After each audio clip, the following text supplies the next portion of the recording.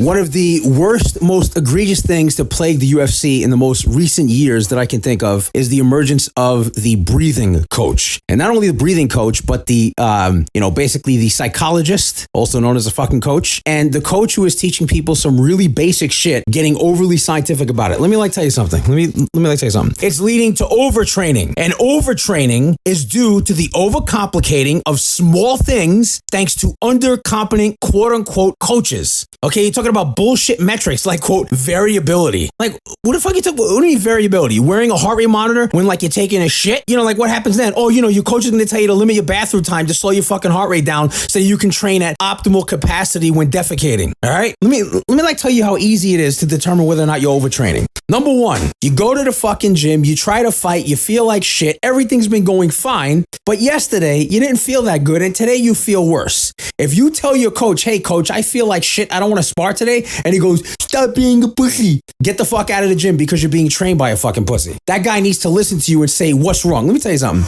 I got all of my new modern injuries, not from bodybuilding, but after I went to jiu-jitsu. It was in a place, let's just say in the upper East Coast, and no, not Jersey, probably, let's say definitely New York. I'm not going to say whether it was New York or New York City or New York State, but I digress. And I went to this jiu-jitsu school for the first time. It was a gift for Christmas, and I was telling this person, I don't want to take this gift because I know what's going to happen. They're going to see the way I look, because at the time I was basically 230 pounds of ripped, shredded muscle, and I knew what was going to happen. They're going to test me. They're going to try to fuck me up. And I was a huge fan of jiu-jitsu and martial arts. I studied it before, and I did some Japanese jiu-jitsu. Yes, there is legitimately a Japanese jiu-jitsu, because guess what? That's where jiu-jitsu came from. And it was standing because jiu-jitsu is not just ground tactics, as what it's become in Brazilian jiu-jitsu, which is the most effective form of wrestling, but we won't get into that one because a lot of people are going to get hurt. Because modern jiu-jitsu used in MMA is not MMA jiu-jitsu. It is old jiu-jitsu, and it doesn't work. What works is new jiu-jitsu. But like I said, a topic for another time. And that's why wrestlers are dominating jiu-jitsu people, because it really should be the other way around. And it can be the other way around, but it isn't, because of stupid coaches saying stupid things, like always telling your fighter to get up and expose your back, which any good jiu-jitsu guy would be taking you and strangling you. Or stupid jiu-jitsu idiots jumping on the backs of people like your fucking Yoda, jumping on the back of Luke Skywalker in Empire Strikes Back. No, that is not jiu-jitsu. That is stupidsu. And you don't want to do that. But once again, I digress. All right. Weaving in and out like Donald Trump, who will get elected in less than 24 hours. But anyway, I digress. What's happened is that coaches don't listen to when people like me go in there and say, number one, you got to make sure that these fuckers that you put me with are not going to try to hurt me, because, I'm fucking trying to learn this shit. And number two, if I say I'm hurt, you got to listen. Oh, yeah, don't worry about it. You do it at your pace. All right. So we get to this warm up. They make me do a fucking roll. I roll on my shoulder, and boom, instantly I felt something pop. Now, I've been training at this point, bodybuilding, for at least 20 fucking years. I've never heard or felt anything pop like this in my shoulder, ever. So I do this roll. It's over my right shoulder. I knew something was wrong. I didn't feel pain, but something was stiff, right? Something did not feel right. It felt out of place, almost like I dislocated it. And I don't know what a dislocation felt like at that point, so I didn't know what to tell this guy. But I tell this fucking guy with the black belt teaching the class, I go, hey, Mr. Black Belt, the one who's supposed to be smart and everything, that little move you just told me to do really fucked my shoulder up. And he goes, nah, you're fine. I said, no, really? And he goes, you in pain? I go, it has nothing to do with being in pain. I know that my shoulder's out of place because, look, I can't raise it. And I showed him that I couldn't raise it.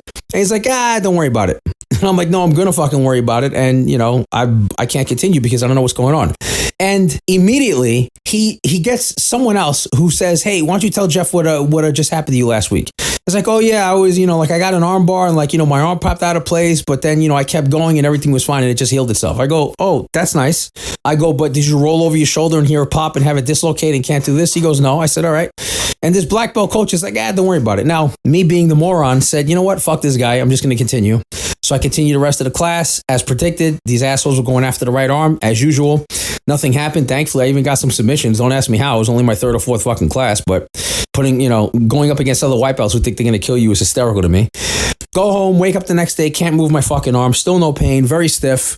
Long story short, a few months later, I get it examined, get an MRI. Guess what? Torn fucking labrum in the shoulder. I didn't even know a labrum existed at that point.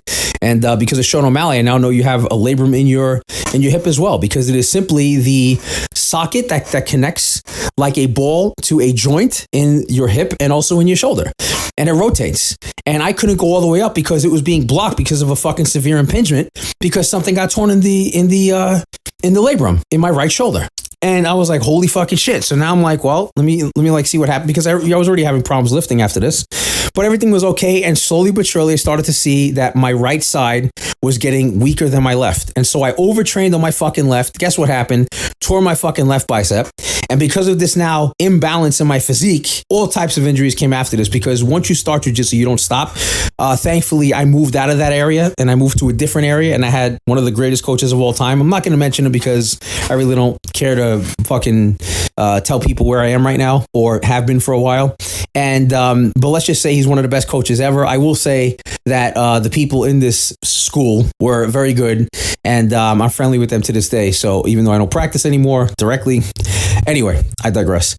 So the fact that this guy is telling me that everything is okay, that I didn't have an injury, and I listened to all these interviews for the last like 5 or 6 years with these fucking idiots saying, yeah, you know, I couldn't spar, but then my coach told me to keep going, and I kept going, and then, you know, I get to the fight and I feel overtrained, I feel like shit. And it's like, all right, well, you're overtraining, you have stupid coaches. And then it's like, well, the reason why is because you need to learn how to regulate your breathing better.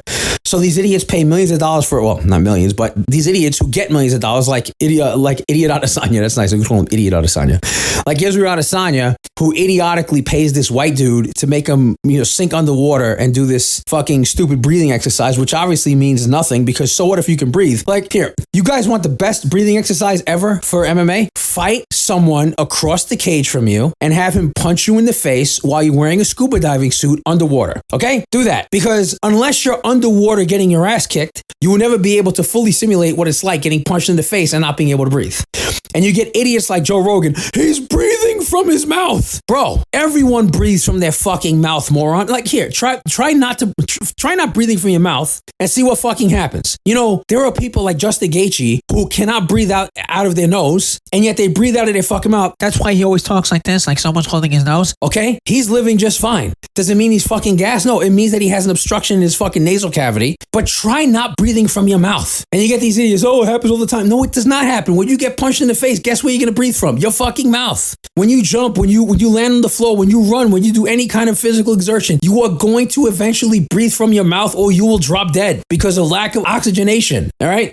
So you get Israel Adesanya, he hires this fucking white dude to put a scuba suit on him. He's holding his breath on the fucking water, doing all these stupid fucking exercises. And yet, for years before this, he never had a fucking old white dude tell him how to fucking breathe. Like, this dude knew how to breathe because he had over 100 fucking kickboxing matches. He did fight in boxing. He fought in MMA prior to this, and prior to getting this fucking guy, and he was doing just fine, winning. And, you know, after he gets this coach, coincidentally, suddenly he starts losing fights. It's like this fucking overcoaching shit is ridiculous. So he wasn't undertraining his cardiovascular system. He didn't need to learn how to fucking breathe. What he needed to do was change his fucking skills around, because obviously they weren't up to the same skill as other people, like the guy who stalked him from kickboxing, Alex Pereira, or even Sean Strickland, or even Dricus Duplessis. So with all this breathing shit, it didn't do anything for him. What he needed to do was actually get a refocus on MMA again. But again, story for another fucking topic. I digress. The best thing that should happen is Khamzat Chimaev versus Israel Adesanya, but that fight will never be made.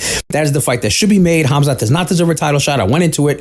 There was like 2 or 3 casual idiots who think that I'm talking about them because you guys take it so fucking personal. I'm talking about being fair and the rankings, and the fact that Adesanya gets a title shot, but then Sean Strickland doesn't get a title shot again. No, he deserves the fucking rematch with Dricus. And if Sean Strickland actually wants to prove himself, he needs to knock him out this time. That's it. And he needs to employ wrestling. And he can't be stupid Sean Strickland always bitching and moaning about, you know, wrestling being gay and shit while he's practicing it and not employing it. Plus, he has a black belt in fucking jiu-jitsu. He never uses it. But anyway, I digress. So the breathing shit didn't help Israel Adesanya. Why? Because you don't need a fucking coach to tell you how to breathe. Now we go to Sean O'Malley and his fucking coach. I guess this guy's like a combination weight training coach and weightlifting coach and, I don't know, meditative coach. The guy looks like a drug addict. I'm sorry, he does. I mean, I'm guessing he's a family friend from his old state or something. And the shit that he's making him do post-hip surgery is fucking atrocious. He's having him do crunches or I don't know what kind of fucking weird move on the floor on a plyometric square. Plyometric squares are not for you to put your fucking legs on while your back is on the floor. They're made to jump on, moron. And he's having, I want you to think about this. He's having him do unilateral dumbbell bench presses. That means one arm at a fucking time on a bench press post hip surgery. Now, anyone who knows anything about ergonomics, the worst exercise for any MMA guy to do is the fucking bench press. It is not applicable to your sport. I don't care what any coach says. Think logically about the bench press. You are pushing weight directly upwards that's attached to a bar. That is precisely what they tell you not to do if you want to get someone off of you when they're laying on top of you from the bottom. That's number one. Number two, think about your knee and your foot position in a bench press. Your knees are basically, they're parallel to the floor, right? Your upper leg is parallel to the floor, and now your foot and your knee is perpendicular to the floor. So you're forming an L shape. Now, if you don't think this puts extra stress on your hips, and you get this idiot having him do that movement, not on a barbell, which would be a lot more balanced and a lot better and safer if you're going to do this stupid exercise, which no one in MMA should ever do, including you, Jon Jones, which is why you tore your fucking pec while wrestling, because you were overexerting your chest. You should not be doing any kind of bench press movements whatsoever. Push-ups are different, but, open chain and closed kinetic chain, which you coaches don't even know anything about, but now you're going to go look it up, and you're going to fucking learn something from Jeff from MTR, formerly Jeff the Producer, that's me.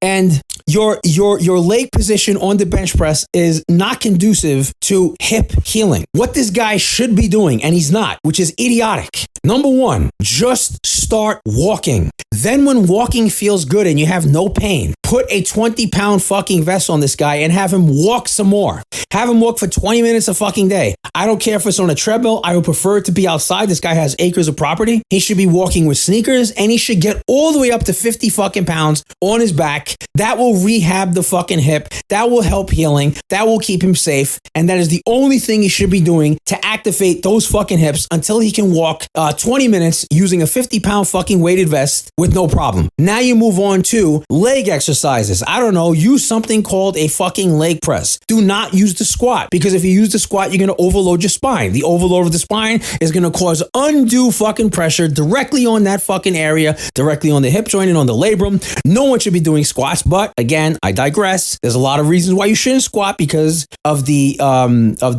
intense amount of pressure that you're putting on your upper spine, which is then compressing your spine, which will lead to all types of spinal injuries, thoracic, lumbar, cervical, it doesn't matter. Everywhere you will get impinged. Don't believe me? Look up a guy named fucking Ronnie Coleman, who I think has 13 to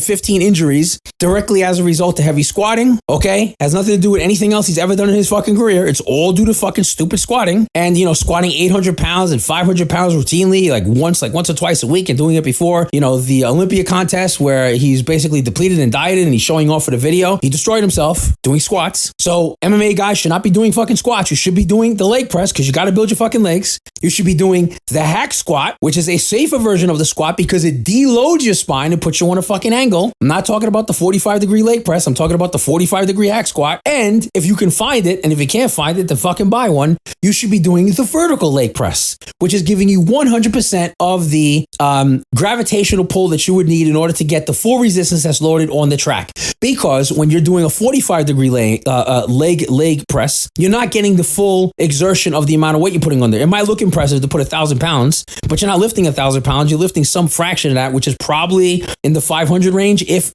probably less. But if you're doing it on a 45-degree angle, you're probably only pushing 500. So you could put 1,000 on there, you're pushing 500. If you do it on a vertical leg press where the weight is above you and you're underneath, you are pushing 1,000 fucking pounds of weight. Again, doing a hack squat, which is a safer version of the regular squat. The higher the angle of your body in relation to your feet, obviously you're going to get more of a load, okay? If it's too far back, then what's going to happen is you're going to deload. And right at the 45-degree angle, because again, it looks so impressive, yeah, anyone could do 500 pounds. If you could do 200 pounds on a squat, there's no reason why you can't do 500 on a fucking hack squat because that shit is at a 45-degree angle. It is deloading you. It is not really putting 100% load on your quads, but it is deloading your hips, which is what you need. And the vertical leg press will work everything without having to destroy your fucking spine.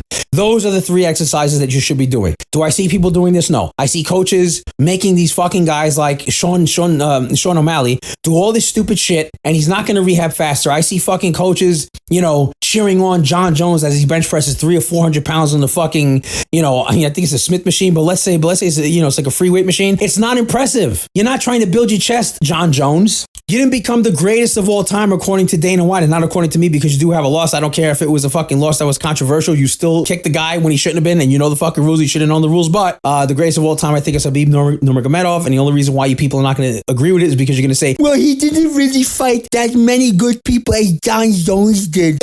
Number 1, it was a different fucking time period. Number 2, Khabib Nurmagomedov beat some of the best guys later in his career once he became fucking champion. Number 2. Number 3, never said no to a fucking fight. Number 4, never took fucking steroids, okay, which is something that Dana White never talks about with all these fucking asterisks on his fucking name. I can't say the word asterisk. My God, it must be all the steroids Jon Jones is taking. Or cocaine laced with, what was it? He was trying to snort cocaine, but it was laced with testosterone, and he thought it was creatine, some bullshit that he told Joe Rogan. Yeah, okay. I guess you were taking that when you hit the fucking pregnant woman and ran, right? And then you only went back to your car because you were afraid that it has some marijuana in it. I digress. Anyway, so Jon Jones should not be doing the bench press. And then if you look, there's a video of Max Holloway in the past. I don't know if it was like 5 or 6 years ago. I'm looking at one of the embeddeds or something. And these fucking trainers, and I see a lot of trainers do this, they will basically load a bar, get into a position to do a standing barbell curl, right? So he puts it on that, and you got like a weight on either side. Let's say like a 25 pounds. So it's like it's like 50 pounds, and then plus the bar, it's another 45. So let's say 95 pounds. And you get these idiot coaches, have them put their arms out, but they're not grabbing the bar. They put the bar in between their elbows, and they're basically lifting it upwards. And I looked this shit up online, and I'm like, okay, first of all, you could destroy your elbows doing that. That's the dumbest thing. Second of all, you could destroy your bicep tendon because you're overloading that fucking part of your arm, which is, that's basically the fulcrum of your arm. So if you want to do some serious tendon damage, that's just the way to do it. And number 3, again, it's not an ergonomically correct fucking movement, not only for wrestling, jiu-jitsu, MMA, boxing, street fighting, taking a shit, taking a piss, fucking a girl, nothing, driving, nothing. There's nothing on earth that you would ever need to fucking load your elbows like that. And finally, it is not conducive to anything having anything to do with MMA. So why are these coaches doing it? And I gotta fucking read that it's because they want to get their fighters used to pushing someone off of them, or like getting a guy off the fence. So you do this fucking weird ass movement to do that? No, you want to know how to get a guy off the fence? By training how to get a guy off the fence. That's it. Okay? If you want to do stupid shit, do stupid shit. But these fucking coaches, and like, again, I'm focusing on like the bodybuilding thing because I've been involved with bodybuilding again for over 20 fucking years, working directly with these guys, knowing exactly what they take. And I'm talking about supplements and extra supplements, super supplements, knowing how they train, knowing about all their injuries, knowing what hurts, knowing what works, knowing what doesn't, knowing them behind the scenes, which a lot of you people have no idea what these guys go through. And I'm not talking about taking painkillers, and I'm not talking about the illegal substances. I'm talking about just the recovery, how much food they have to eat, how much focus and attention they have to put to sleep. Like, they're basically sleeping all the time. They're eating all the time. They don't do anything except eat and sleep every fucking hour. And the only time that they have an extended period of doing nothing is when they're sleeping or when they're training. Because training is actually the longest period of time that they have, other than sleep, between the time that they're eating food in order to recuperate and to be able to have all these incredibly heavy training sessions, which is something that a lot of people can't understand, is the importance of dieting and high protein and moderate carbs, not no carbs, not the fucking ketogenic diet shit, unless you're a diabetic. And even if you're a diabetic, if you do not take carbs at any point, you will die using the ketogenic diet, because the keto diet is the body's emergency state where it's basically telling you you're about to die. So it's trying to protect your brain, and it eats your muscle away to create glucose to feed your brain. But then the glucose is not produced fast enough. So now it has to run on something called ketones, which is a partial metabolism of fat, which is an emergency system, which if you sustain it for long enough, you will drop dead. So you will meet Mr. Rigor Mortis, and he will introduce you to Mr. Death, and you will die. That's why all ketogenics have something called quote unquote a cheat meal or a refeed meal.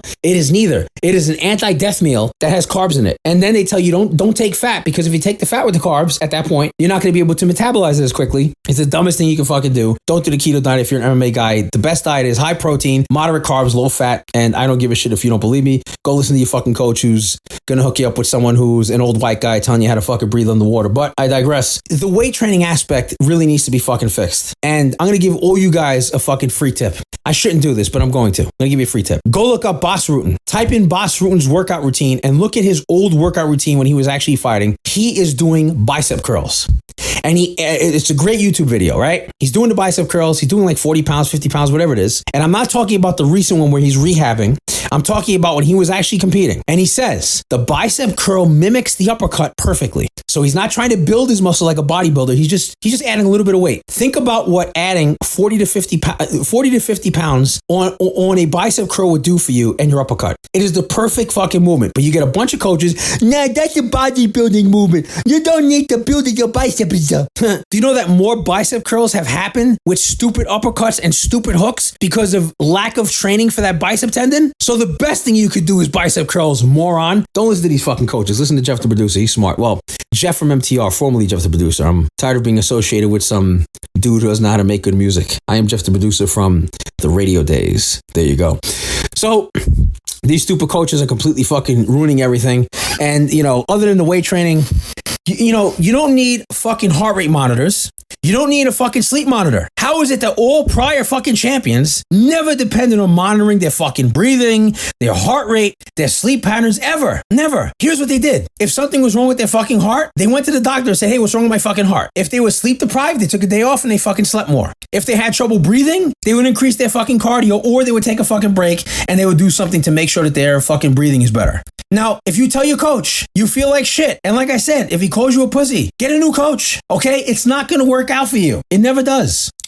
Listen to Rampage Jackson on the Jackson podcast. It should be spelled Jackson, but it's Jaxxon because it's hosted by this guy, Bear Digio, who basically spends his father's money to make a weird company where they sell jewelry. And now he's trying to get into some other shit because he's realizing he's bleeding money with the jewelry. But his dad doesn't mind. His dad loves him. That's good. He's a good father. He's giving his son all this money that he made from paintball. And, Bear is a failed paintball superstar and, a failed extreme sports superstar. So now he pays a bunch of MMA fighters to come to his studio for the Jackson podcast, which is only a good podcast because of the legend Rampage Jackson. So I can't really berate Bear too much for this. Bear, Barry, whatever you want to call yourself. But he is a bit cringe and he does annoy me. And he did steal my idea that I gave to him back in March of 2024 this year about his microphones. You can see his new microphone set up. You can thank me for that, but I digress. Rampage Jackson said many times, he told this story many times, how he was training for a fight. I don't remember which one. And he tried to tell his coaches, look, I can't spar today because I'm overly tired. I think I'm overtrained. And they said, stop being a pussy. So he listened to his coaches. Guess what? He lost the fight. And that's when he started to realize, okay, it's not me. I was right. I need to fire my coaches. And he did. And guess what? Started winning again. And whatever happened in his career after that, he started to make his own fucking decisions because you need to start asking yourself, do the coaches have your best interest in mind? And the fact is, they do not have your best interest in mind. Coaches who are bad coaches. Okay, I'm talking about bad coaches. I'm not talking about all coaches. I'm talking about bad coaches. And there are plenty of bad coaches out there. Trust me, I've seen them. I hear the way that they coach their fucking fighters. I see the way that they tell them to keep pushing when they shouldn't be pushing, or tell them to not follow a diet, or like tell them to eat something before training, even though the guy says he feels fine before training, not eating. Some people can get away with it. Look, Jorge Masvidal said many times he doesn't like eating when before training in the morning. He'll eat after training, but he doesn't like eating because he feels energetic when he first gets up, so he doesn't understand it. He just wants to go to the gym and spar, work out, do okay, great. I mean, if you're not training with weights and you're doing cardio, I mean, it might be a little bit dangerous if you're sparring and you're in diet mode, but if you feel great eating nothing and going to the gym, don't listen to your coach, eat nothing. Who cares? And Jorge Masvidal is also known for having an extremely fast metabolism. So he's one of the few guys that can get away with it. But guess what? There's a lot of other guys that can get away with that as well. If your coach tells you to eat something and you're telling him, look, I tried it your way, I feel like shit. And they say, well, you just got to get used to it. Just take a fucking gun, smack him in the head with it. And they're going to say, why did you hit me with the gun? Why did you pistol whip me? Be like, don't worry about it. You just got to fucking get used to it. Because that guy's a moron and needs to be slapped across the fucking head. I don't think you should use a gun. I'm just saying pistol whipping is kind of funny because usually you would use, I'm not going to explain the fucking joke because you guys are too fucking stupid anyway. I'm not talking about you guys. I'm talking about the casuals who are listening. You know, the ones who are going to talk all this shit on the YouTube comments, be like, these guys don't know what he's talking about. And they'll be anonymous, or there'll be some weird, ugly dude who like worships fucking I don't know, potato chips or some weird shit. And then they say, you know, it's like Ezekiel 2:6 or some fucking weird Bible quote. And yeah, they're talking shit to me and accusing me of being a fucking casual when I probably have more knowledge in my left nut than these motherfuckers have in their brains about anything having to do with anything in life, not just fucking MMA, but anything in general. And they're fucking going crazy because I say that, you know, a guy like Sean Strickland is full of shit because Khalil Roundtree revealed that Sean Strickland lied about, you know, hating him because he went backstage to him when there was no cameras around at the UFC fucking Performance Institute. And he said, hey man, I really apologize for calling you that stuff. I'm just joking around. You know, it's like, dude, like, don't take it personal that I'm calling Sean Strickland a phony. I still think he's a great fighter. I mean, I'm advocating for his fucking rematch with Dricus, right? So I don't think he's a bad fighter. I think he's a great fighter. I just think he's a horrible fucking person. He's a liar. I'm not even sure he's a fucking patriot. I think a lot of this shit is an act. I think 90% of what he says about his childhood trauma is true. I think he's leaving out the other 10% where he was a total fucking douchebag moron. Even though he does self-deprecate a lot, I think that he fucked up a lot of people. Plus, you know, and this, I will stay on this fucking tangent. I'm looking at Sean Strickland's account and he creeps on a lot of fucking women. And I'm saying to myself, dude, you have a hot fucking girlfriend. Number one, marry this girl, put a fucking ring on her finger. Number two, she tolerates all of your bullshit, including berating her, which is fucking crazy. Number three, bro, these whores, the only reason why they're fucking talking to you now is because you're popular. And I'm not only talking about this, you know, Nina Drama fucking girl who basically, she got popular because of you, Sean Strickland. This Nina chick now doesn't even talk to you. She sends you private DMs. She doesn't even want to be seen with you in fucking public. And she berates you. You're not even on her list of most favorite fucking fighters. You should be number 1, 2, 3, 4, and 5 for this fucking bitch because of what you did for her. So, Sean Strickland, stop fucking around with other women. Stop posting this shit in your account. It's embarrassing. Marry your girlfriend. I digress. Back to the issue at hand. Bad coaching, overtraining. I'm going to give you the remedy. I gave it to you before, but I'm going to sum it up. If you feel fucking tired and you don't feel like fucking sparring and your coach tells you that you're a pussy, say, no, you're a pussy. Go home and fucking rest and come back when you feel better. If you feel like you need to eat more fucking food, go eat more food. If the diet that you're given to by your fucking diet coach isn't working for you because you're shitting all over the place and and basically you're farting and you're burping and you feel like shit and it's sitting in your stomach and you have stomach pains, you can't fucking sleep. And you say, look, I don't like eating broccoli. It makes me feel like shit. And the guy says, don't worry, just get used to it. Say, okay, well, get used to this. Kick him in the fucking nuts, walk away, get a new fucking diet coach. All right. If your breathing coach says you have to jump under fucking water, just take his head, stuff it in the toilet bowl, flush it 5 times. And then when he comes out, be like, why did you do that? Be like, don't worry, you got to get fucking used to it. If you have a guy who looks like he's on drugs and he's trying to rehab your fucking torn labrum and he's making you use a plyometric square to do, I don't know, fucking some weird exercise where you're laying on your back and damaging your fucking hip dumbbell presses on a fucking flat bench, which is putting your hip in a terrible fucking position. Not only should you fire that guy, I think that you should, you know what? Don't even fire him. Hire him as your personal assistant to wipe your nuts, right? After having sex. That's the best thing I can fucking tell you. So the solution is use your brain, guys. Okay? If what your coach is telling you is not working, fire the coach. Take a deep fucking breath. You don't have to fucking take that breath underwater. By the way, if you want to learn how to fucking breathe, because I guess you don't know how to breathe, right? You exhale and you inhale. No, if you want to breathe better, right? I'm going to bring up Boss Rutan again. He doesn't pay me. I used this thing before, but I don't have it because they fucking sent me one and then it ended up being fucking used. I sent it back. I never got my money back, but it's okay. I don't care, Boss Rutan. I still fucking like you. He has a breathing apparatus called the O2 Trainer. It's like 50 or now it's probably like $80 or something. Okay. That's too expensive for a few pieces of plastic. Moron, would you rather spend $80 and have this fucking apparatus that you can use 365 days a year versus a breathing coach that's going to charge you $500 a session and you got to go buy a fucking scuba suit and you got to go outside, you got to hold your breath on the water and you're going to learn nothing about how to fucking breathe better? It's not even going to help you breathe better, not for MMA, but this O2 Trainer is going to help expand your lungs, get more oxygen in, exhale more oxygen, make you breathe more efficiently and better. Boss Rutan O2 Trainer, I make $0. But you want to do me a favor? Go to Boss Rutan's fucking page, say that I mentioned it, and maybe he'll give me a replacement for the shit that I bought like 2 years ago. And then he was out of stock, so I never got a new one. I never bothered with it. But if I had access to it, I would definitely use it. If you don't have access to an O2 Trainer, here's what you got to do. and then you'll learn how to breathe better. Fire your coach if he doesn't listen. Learn how to breathe by not being underwater, but by sparring more. Be a better MMA fighter by fighting more. And that's, you know what? Sean Strickland is probably the best coach, and he doesn't even fucking realize it. Like I said, a fake, a phony, and a fraud. But he is one of the best coaches that I can think of, because every time I see him coaching at Extreme Couture, not directly, but in videos, and when I hear people talk about him on social media accounts, YouTube, TikTok, Facebook, Instagram, they always say the same thing, that they had their best training sessions with Sean Strickland. Why? Because he focuses on this crazy thing called MMA. He's trying to get you better at sparring. He's trying to get you better in the cage. He's giving you advice that's specific to you. He's not trying to change your fucking style. He's not telling you to put your hands high when you like to hold them fucking low. He's not telling you that, your fucking kicks suck. He's saying you got a good kick, but you got to make it better. You got to turn this way. Or, I like the way you're holding your hands high, but the problem is that when I come with this, you need to come with that. So you're going to have to drop it temporarily. Or when people are in the gym and they don't want to train, he's like, look guys, we're all fucking tired. Let's just keep going. You're going to build your cardio. You're going to be a better MMA fighter. Listen to Sean Strickland. So you go to Boxing and learn how to breathe. You go to Sean Strickland and learn how to fucking fight better in MMA and the UFC at the highest fucking possible level. And listen to Jeff, formerly Jeff the Producer from Muscle Talk Radio, for the truth in UFC and MMA reporting. Right here, Muscle Talk Radio.